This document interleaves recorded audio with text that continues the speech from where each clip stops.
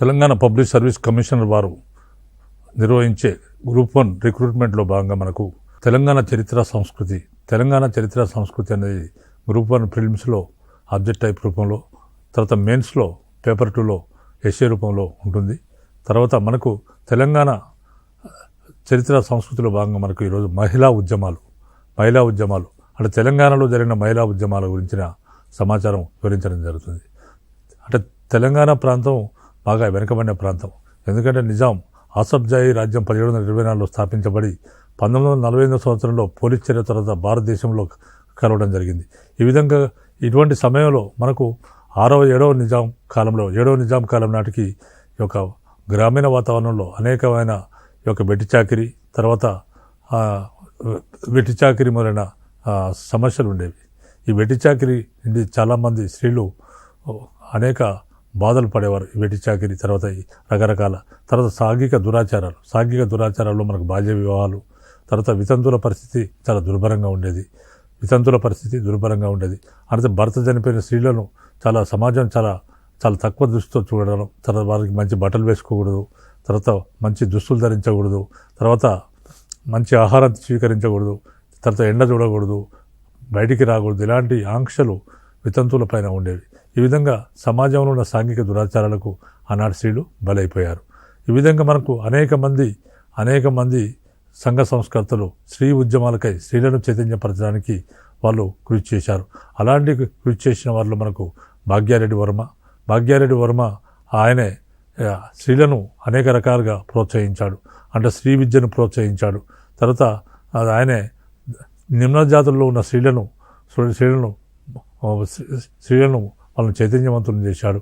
తర్వాత దేవదాసి జోగిని వ్యవస్థకు వ్యతిరేకంగా ఆయన పోరాటం చేశాడు. అంటే దేవదాసి అంటే చిన్నప్పుడే బాలికలను భూస్వాములు మంచి అందమైన బాలికలను చూసి వాళ్ళను చిన్నప్పుడే దేవునికి అంకితంగా ఇచ్చేవారు. అంకితంగా ఇస్తారు. ఆ విధంగా దేవునికి అంకితంగా ఇచ్చిన బాలికలు ఇక ఆ దేవాలయానికే పరిమితమైపోయేవారు. ఆ గ్రామంలోనే వారు ఆ గ్రామానికి సేవ చేస్తూ బ్రతకాలి. వాళ్ళు పెళ్ళిళ్ళు చేసుకోకూడదు. తర్వాత ఆ విధంగా వారి జీవితం చాలా దుర్భరంగా ఉండేది. ఇంకా సంఘంలో అనేక సాంఘిక దురాచారాలు ఉండేవి. ఈ సాంఘిక దురాచారాలకు నాటి స్త్రీలు బలి అయిపోయేవారు. తర్వాత స్త్రీలో చైతన్యం తీసుకురావాలంటే స్త్రీ పాఠశాలలు స్థాపించాలి. ఆ విధంగా స్త్రీ పాఠశాలలు అనేకం కూడా బాలికల పాఠశాలలు స్థాపించిన ఘనత భాగ్యారెడ్డి వర్మకే దక్కుతుంది. ఆయన ఆది హిందూ భవన్ సమీపంలో అనేక బాలికల పాఠశాలలు ఏర్పాటు చేసి స్త్రీ విద్యను ప్రోత్సహించాడు. ఆయన వెట్టి చాకిరికి వ్యతిరేకంగా కూడా పోరాటం చేశాడు. ఆ తర్వాత తన దళిత ఉద్యమాల్లో భాగంగా అనేక స్త్రీవాద సంస్థలను ఏర్పాటు చేశారు. స్త్రీలను బాగా చైతన్యపరిచాడు. తర్వాత అదేవిధంగా మాడపాటి హనుమంతరావు హైదరాబాదు స్వాతంత్రోద్యమానికి నాయకత్వం వహించాడు. మాడపాటి హనుమంతరావు అనేక బాలికల పాఠశాలను పెట్టించాడు. ఆనాటి బాలికల పాఠశాలలో మనకు ఆంధ్ర బాలికల పాఠశాల, హైదరాబాద్లో ఏర్పాటైన మొట్టమొదటి బాలికల పాఠశాల ఆంధ్ర బాలికల పాఠశాలను మాడపాటి హనుమంతరావు ఏర్పాటు చేశాడు. తర్వాత అదేవిధంగా ఇతరత్ర అనేక బాలికల పాఠశాలను ఏర్పాటు చేశాడు. తర్వాత ఆయన భార్య మాణిక్యాంబ ఆంధ్ర మహిళా సభకు అధ్యక్షత వహించింది. తర్వాత అదేవిధంగా సురవరం ప్రతాపరెడ్డి తన గోల్కొండ పత్రికలో స్త్రీల మారు పేరుతో అనేక రచనలు చేసి స్త్రీల మారు పేరుతో అందులో ప్రచురించి ఆయన స్త్రీలను రెచ్చగొట్టేవాడు. ఆ విధంగా వాళ్ళు స్త్రీలలో చైతన్యం తీసుకుని రావడానికి ఆయన ప్రయత్నం చేశాడు. అదేవిధంగా ఆనాటి అనేక అంశాలు మనకు ఆంధ్ర మహాసభ మనకు పక్క జరుగుతుంటే దాని పక్కనే ఆంధ్ర మహిళా సభ జరిగేది. ఈ విధంగా ఆంధ్ర మహిళా సభ జరిగి ఈ విధంగా సమాజంలో స్త్రీలకు చైతన్యం తీసుకుని రావడానికి ప్రయత్నం చేసింది ఆంధ్ర మహిళా సభ. ఆంధ్ర మహాసభ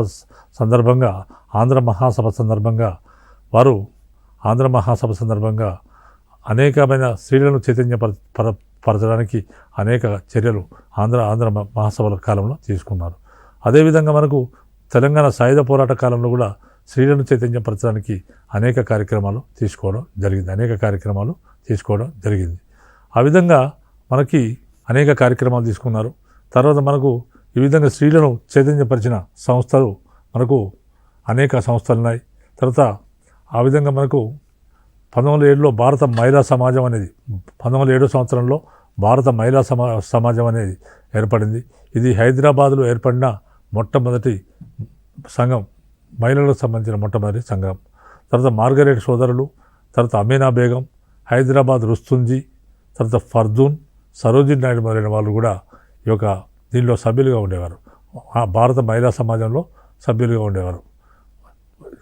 తర్వాత 1916లో Hyderabad women's social development association స్థాపించారు.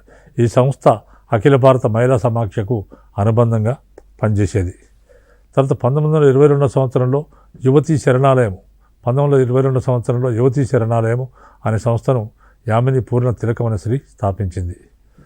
తర్వాత ఈ సంస్థ సమాజం యువతీ శరణాలయం అంటే యువతులు ఎవరైతే అన్యాయానికి గురవుతారో అలాంటి యువతులకు శరణాలయం ఏర్పాటు చేసింది ఆమె.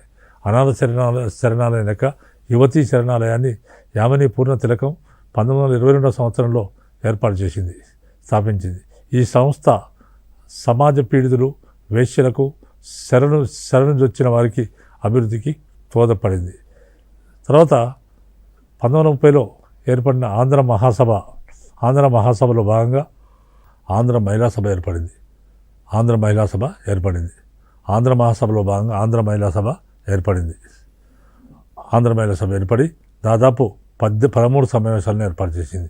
అంటే ఒక పక్క 1930లో ఆంధ్ర మహాసభ ఏర్పడితే దాని పక్కనే ఆంధ్ర మహిళా సభ సమావేశం కూడా జరిగేది. ఈ విధంగా 13 సమావేశాలు జరుపుకుంది ఆంధ్ర మహిళా సభ. ఆ విధంగా 13 సమావేశాలు జరుపుకుంది. తర్వాత ప్రతి సమావేశంలో కూడా స్త్రీల సమస్యలపై చర్చించి ఆంధ్ర మహిళా సభ నిర్ణయాలు తీసుకునేది. తర్వాత మనకు స్త్రీలను చైతన్యపరిచిన సంస్థలు ఇంకా మనకి ఏంటంటే 1935 సంవత్సరంలో ఆంధ్ర యువతీ మండలి 1935లో ఆంధ్ర యువతీ మండలి అనే సంస్థను ఎల్లాప్రగడ సీతాకుమారి 1935లో ఆంధ్ర యువతీ మండలి అనే సంస్థను ఎల్లాప్రగడ సీతాకుమారి, ఇల్లందల సరస్వతీదేవి మొదలైన వారు స్థాపించడం జరిగింది. 1935 సంవత్సరంలో హైదరాబాద్లో ఆంధ్ర నవజీవన మండలి అనే సంస్థ ఏర్పడింది. తర్వాత హిందూ సంఘాలతో పాటు ముస్లిం సంఘాలు కూడా, స్త్రీలకు సంబంధించిన ముస్లిం సంఘాలు కూడా ఆవిర్భవించాయి.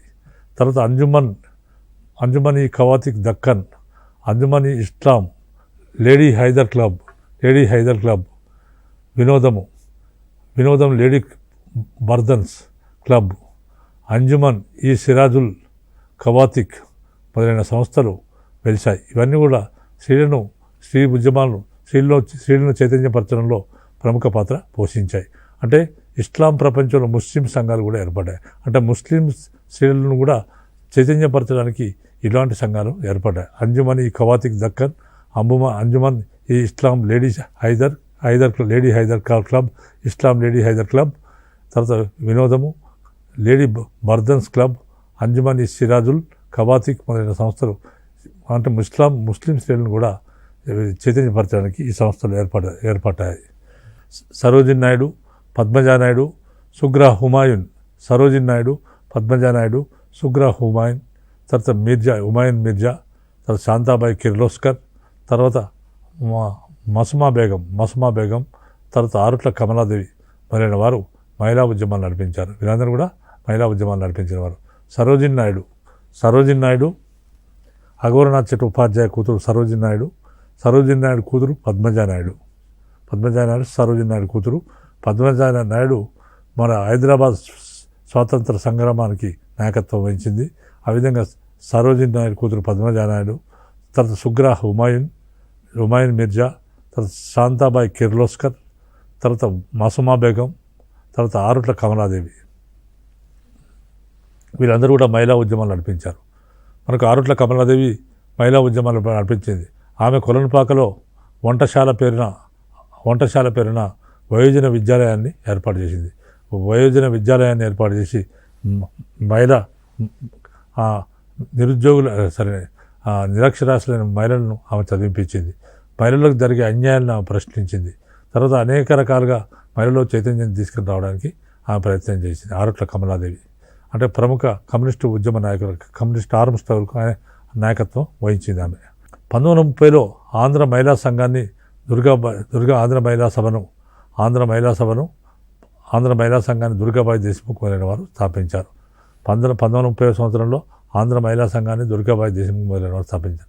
ఆంధ్ర మహాసభలతో పాటు జరిగిన మహిళా సభలు స్త్రీ విద్య, స్త్రీ జనోద్ధరణకు పాటుపడ్డాయి. ఆంధ్ర మహాసభలతో పాటు జరిగిన మహిళా సభలు స్త్రీ విద్య, స్త్రీ జనోద్ధరణకు బాగా పాటుపడ్డాయి. 1947లో జరిగిన సత్యాగ్రహ ఉద్యమంలో అహల్యాబాయి, విమలాబాయి, మెల్కోటే, కమలమ్మలు పాల్గొన్నారు. 1947 జరిగిన సత్యాగ్రహ అంటే భారతదేశ స్వాతంత్రోద్యమం సందర్భంగా జరిగిన సత్యాగ్రహ ఉద్యమంలో అహల్యాబాయి, విమలాబాయి, మెల్కోటే, కమలమ్మలు మొదలైన స్త్రీలు పాల్గొనడం జరిగింది. తర్వాత బైరునిసా బేగం, తర్వాత బైరునిసా మాతామహుడు బకీర్ అలీ ఖాన్, ప్రధాని మీర్ అలంకు దగ్గరి బంధువు బాకర్ అలీ ఖాన్. నిజాం దర్బార్లో బక్షీనాడు బ్రిటిష్ ఏడో రెసిడెంట్ అయిన అచ్రిష్ కిర్క్ ప్యాట్రిక్ను దత్తత చేసుకున్నట్లు ప్రకటించి అతనికి బైరునిసా మాతామహుడు జకీర్ అలీ ఖాన్ ప్రధాని మీర్ అలంకు దగ్గరి బంధువు. బాకర్ అలీ ఖాన్ నిజాం దర్బార్లో బక్షి ఉద్యోగంలో ఉండేవాడు. నాటి బ్రిటిష్ రెసిడెంట్ అయిన అచ్రిష్ కిర్క్ ప్యాట్రిక్ను దత్తత తీసుకున్నట్లు ప్రకటించి అతనికి అస్మద్ జంగ్ అనే బహదూర్ అనే బిరుదు ఇచ్చాడు. తర్వాత నిజాం నవాబ్ అరుస్తుందా కిర్క్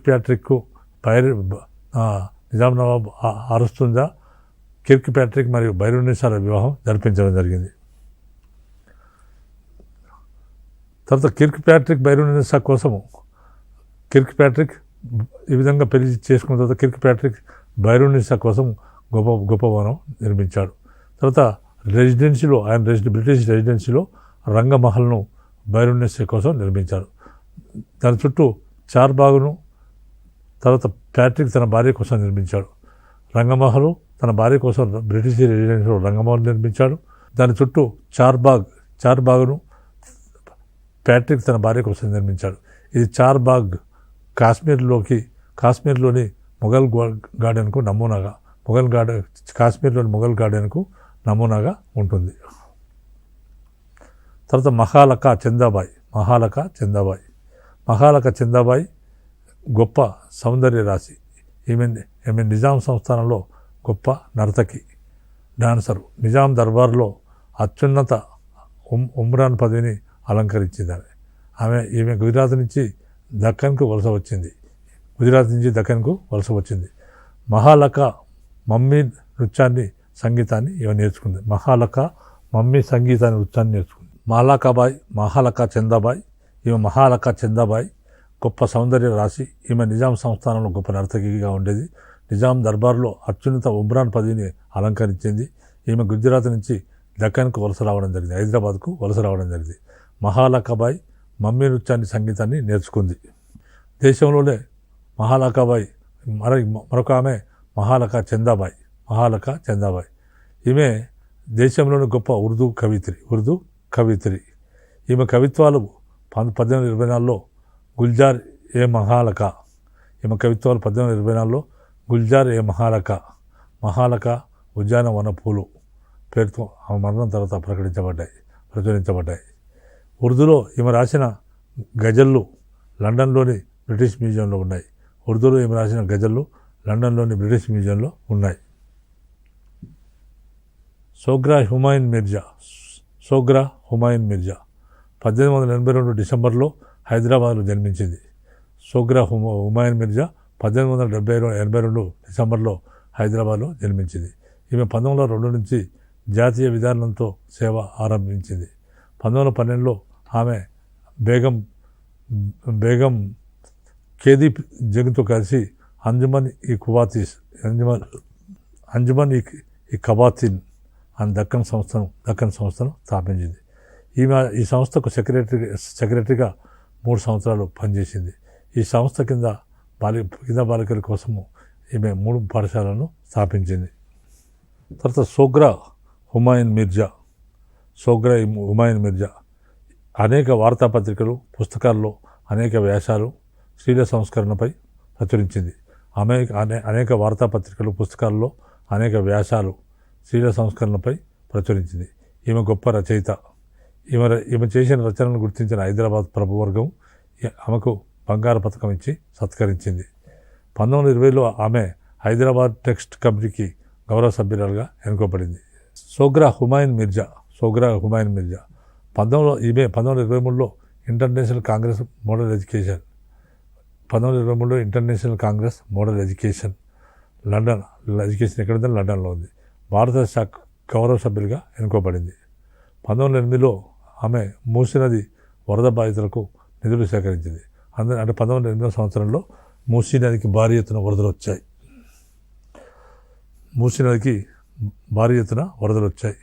వరదలు వచ్చినప్పుడు 15,000 మంది మరణించారు. తర్వాత ఆ విధంగా వచ్చినప్పుడు అనేక మంది నిరాశ్రయాలు కావడం జరిగింది.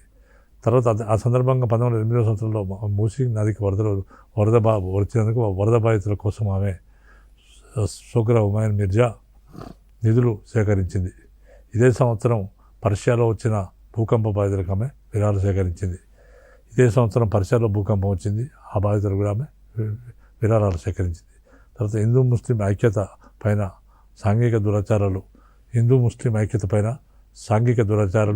మరి ముఖ్యంగా పరదా పద్ధతి పైన, స్వదేశీ వస్తువులను ప్రోత్సహించడం పైన, గోవధ పైన ఆమె అనేక ఉపన్యాసాలు, రచనలు సాగించేది.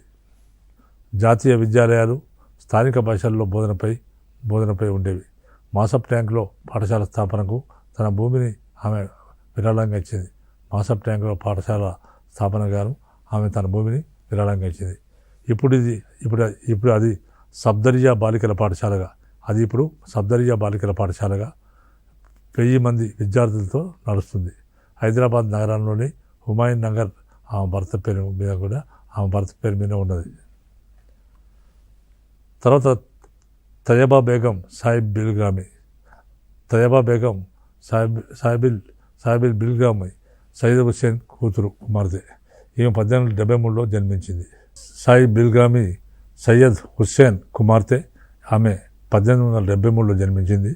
మద్రాస్ యూనివర్సిటీ నుంచి 1908వ సంవత్సరంలో ఎంఏ హానర్స్ పాస్ అయింది. 1910వ సంవత్సరంలో బిఏ డిగ్రీ అదే యూనివర్సిటీ నుంచి తీసుకున్నది. భారతదేశంలోనే డిగ్రీ తీసుకున్న మొట్టమొదటి ముస్లిం మహిళ ఆమె. భారతదేశంలోనే డిగ్రీ తీసుకున్న మొట్టమొదటి ముస్లిం మహిళ ఈమె. స్త్రీకి ఆర్థిక, సాంస్కృతిక, రాజకీయ మార్పులు కేవలం విద్య వలనే సాధ్యమవుతుందని నమ్మేది. ఈ విధంగా సాహిబ్ బిల్గ్రామి అనే ఆమె చాలా గొప్ప స్త్రీ. తర్వాత తయబా బేగం స్త్రీ విద్యకై పాటుపడింది. ఈమె స్త్రీ విద్యకై అంటే స్త్రీలలో విద్యకై పాటుపడింది. ముస్లిం స్త్రీలు పరదా పద్ధతి పాటిస్తూ ప్రభుత్వ ఉద్యోగాల్లో చేరడం నామోషిగా భావించేవారు. ఆ విధంగా అటువంటి సమయంలో తయబా బేగం కోఆపరేటివ్ డిపార్ట్మెంట్లో చేరి ఉద్యోగం చేస్తూనే మొదటి ఆర్ట్స్ అండ్ క్రాఫ్ట్స్ పాఠశాలను హైదరాబాద్లో స్థాపించింది.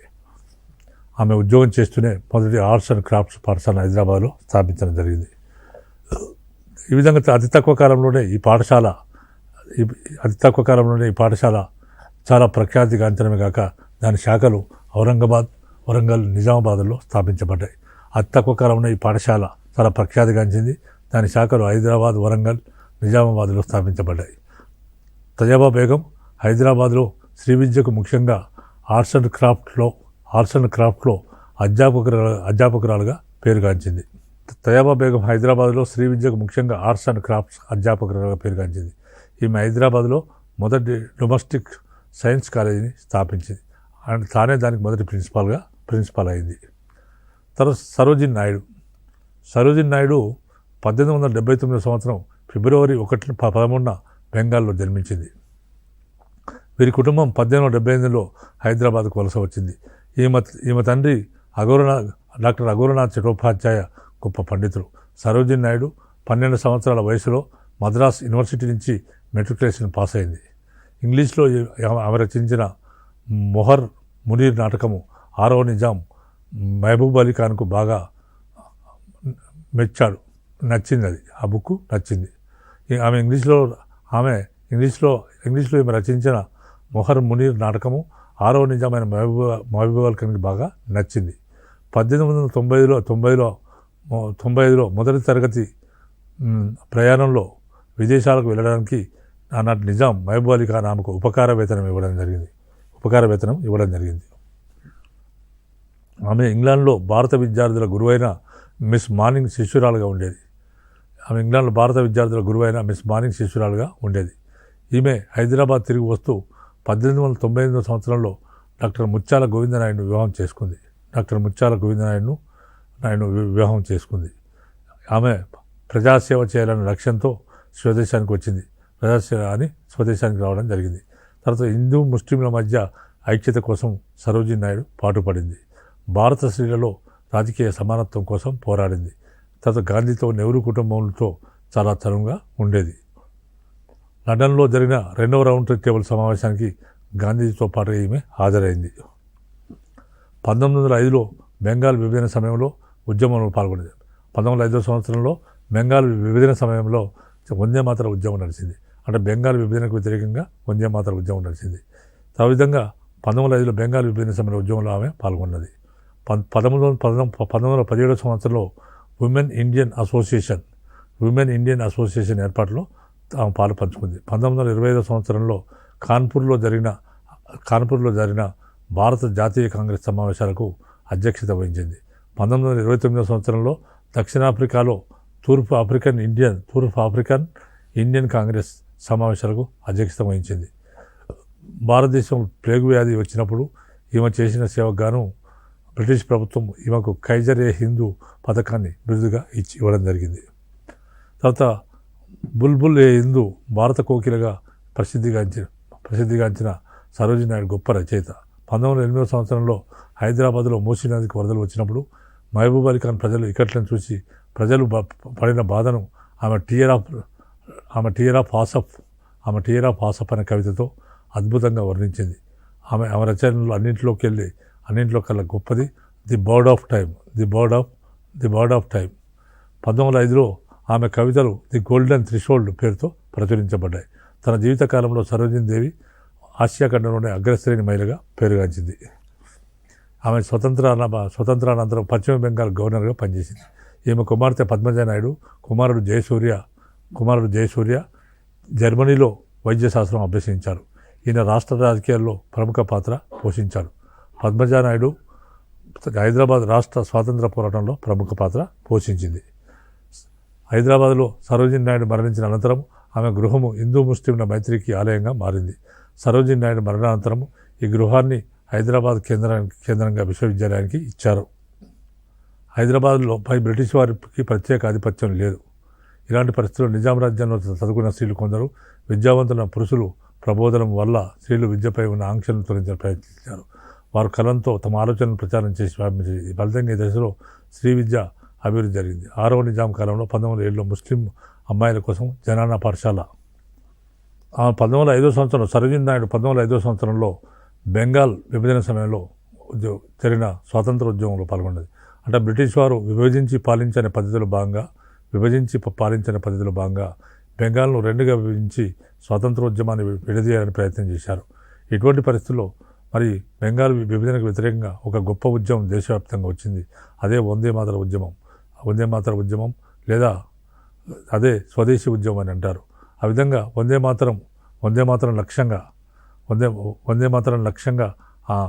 మాతరం నినాదంతో ఈ ఉద్యమం వచ్చింది. కాబట్టి వందే మాతరం ఉద్యమం అంటారు. ఇలాంటి ఉద్యమంలో భారతదేశ వ్యాప్తంగా జరిగిన ఇలాంటి ఉద్యమంలో సరోజిని నాయుడు పాల్గొని చాలా కృషి చేయడం జరిగింది. తర్వాత 1925లో కాన్పూర్లో జరిగిన భారత జాతీయ కాంగ్రెస్ సమావేశాలకు ఆమె అధ్యక్షత వహించింది. 1929లో దక్షిణాఫ్రికాలో తూర్పు ఆఫ్రికన్ ఇండియన్ కాంగ్రెస్ సమావేశాలకు అధ్యక్షత వహించింది. భారతదేశంలో ప్లేగు వ్యాధి వచ్చినప్పుడు ఈమె చేసిన సేవకు గాను బ్రిటిష్ ప్రభుత్వం ఈమెకు కైజర్-ఏ-హిందూ అనే పథకాన్ని బిరుదును ఇవ్వడం జరిగింది. బుల్బుల్-ఏ-హిందూ అంటే భారత కోకిల అని ఈమెను అంటారు. ప్రసిద్ధి చెందిన సరోజినీ నాయుడు గొప్ప రచయిత. 1908 సంవత్సరంలో హైదరాబాద్లో మూసీ నదికి వరదలు వచ్చినప్పుడు ఆ విధంగా మహబూబ్ అలీ ఖాన్ ఆ కాలంలో మహబూబ్ అలీ ఖాన్ హైదరాబాద్ నిజాంగా ఉండేవాడు. ఆ విధంగా ఒక రాత్రి 1908 సంవత్సరంలో వచ్చిన వరదలకు 15,000 మంది ప్రజలు చనిపోయారు. మూసీ నదికి వరదలు వచ్చిన 15,000 మంది చనిపోయారు. మహబూబ్ అలీ ఖాన్ ఆనాటి నిజామైన మహబూబ్ అలీ ఖాన్ ప్రజలు ఇక్కట్లను చూసి ప్రజలు పడిన బాధను ప్రజలు ఇక్కట్లను చూసి ప్రజలు పడిన బాధను చాలా బాధపడ్డాడు ఆనాటి నిజాం. ఆమె టియర్ ఆఫ్ ఆసఫ్ అనే కవితలో అద్భుతంగా వర్ణించింది. ఆమె రచనలు అన్నింట్లోకెల్లా గొప్పది ది బర్డ్ ఆఫ్ టైం. ఆమె రచనలు అన్నింటిలోకెల్లా చాలా గొప్పది ఏంటంటే ది బర్డ్ ఆఫ్ టైం అనేది గొప్పది. 1905లో ఆమె కవితలు ది గోల్డెన్ థ్రెషోల్డ్ పేరుతో ప్రచురించబడ్డాయి. తన జీవితకాలంలో సరోజినీ నాయుడు ఆసియా ఖండంలోని అగ్రశ్రేణి మహిళగా పేరుగాంచింది. ఈమె స్వాతంత్రానంతరము పశ్చిమ బెంగాల్కు గవర్నర్గా పనిచేసింది. ఈమె కుమార్తె పద్మజానాయుడు, కుమారుడు జయసూర్య జర్మనీలో వైద్యశాస్త్రం అభ్యసించారు. అంటే పద్మజానాయుడు హైదరాబాదు రాష్ట్ర స్వాతంత్రోద్యమంలో బ్రహ్మాండంగా పాల్గొన్నది. ఈయన రాష్ట్ర రాజకీయాల్లో ప్రముఖ పాత్ర పోషించాడు. తర్వాత పద్మజానాయుడు హైదరాబాద్ రాష్ట్ర స్వాతంత్రంలో ప్రముఖ పాత్ర పోషించింది. హైదరాబాద్లో సరోజినీ నాయుడు మరణించిన అనంతరం ఆమె గృహము హిందూ ముస్లింల మైత్రికి ఆలయంగా మారిపోయింది. సరోజినీ నాయుడు మరణానంతరం ఈ గృహాన్ని హైదరాబాద్ కేంద్రంగా ఉన్న విశ్వవిద్యాలయానికి కేంద్రీయ హైదరాబాద్ విశ్వవిద్యాలయానికి ఇవ్వడం జరిగింది. సో మనకు ఈ విధంగా స్త్రీలలో రకరకాల సంస్థలు ఏర్పడి రకరకాల స్త్రీ నాయకులు వచ్చి రకరకాల సంస్థలు ఏర్పడి స్త్రీల్లో చైతన్యం కలిగించారు. అంటే స్త్రీలు అప్పటికే సమాజంలో అణగదొక్కబడి ఉండేవారు. అలాంటి స్త్రీలలో చైతన్యం కలిగించారు, రకరకాల నాయకులు, రకరకాల రచయితలు, కవులు, తర్వాత సంస్థలు స్త్రీలలో చైతన్యం కలిగించడానికి తీవ్ర కృషి చేశాయి. కాబట్టి ఈ విధంగా స్త్రీల చైతన్యం గురించి మనం హైదరాబాద్ సంస్థానంలో తెలంగాణలో స్త్రీల చైతన్యం గురించి ఈ విధంగా చెప్పవచ్చు. మిగిలిన అంశాలు నెక్స్ట్ ఎపిసోడ్లో వివరించడం జరుగుతుంది.